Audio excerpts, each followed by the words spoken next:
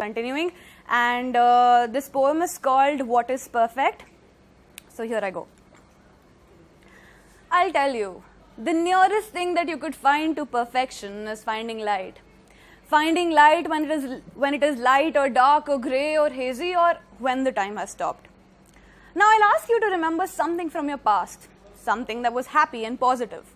And while you're at it, I'll tell you how perfectly your brain works in implementing that. While we form memories, the brain forms synapses, a lot of them.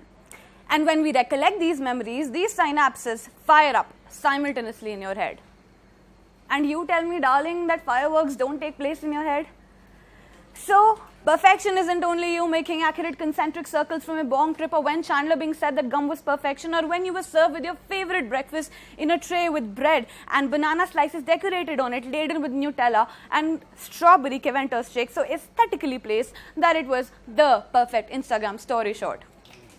Well, perfection is much more than that. I want you to notice it the next time it rains, and how perfectly the sunshine hits the sky and the rainbow is formed by reflection, refraction and dispersion of light. Well, perfection is finding light around you. And I know it is so hard to find this light when you're troubled by the sore miseries. You wake up the next morning and see the notification bar of your phone and how your favorite comedian, who you idolized, had a torch of light to play in the fire of the Me Too thread.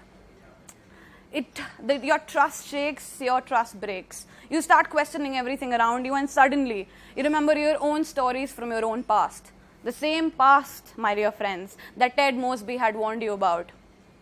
Kids, you cannot cling to the past, because no matter how tightly you hold on, it's already gone. Yet, amidst the cacophony of every woman trying to raise a voice, you suddenly hear your own screams from that deadly and lonely night when you were stripped of your own innocence. You suddenly hear synapses simultaneously again fire up in your head, but this time, these were not the happy ones anymore. It is that speck of stone that was embedded behind the huge cliff of the past, washed away by unambiguous sands of time. Yes, life isn't perfect. But that's what I want you to ponder upon. Life isn't perfect, but you could find balance in the light everywhere around you. Me too.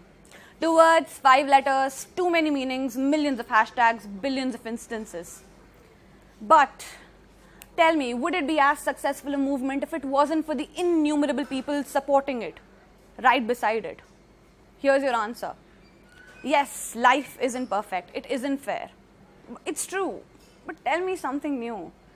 I know it isn't a bad, it can be a bad day, it could be a bad week, it could be a bad year, but it isn't a bad life.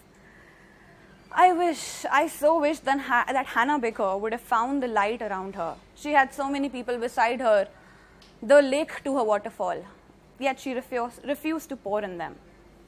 I wish she was more like Daenerys, someone who was sexually harassed, abused, sold away by her brothers, yet she survived.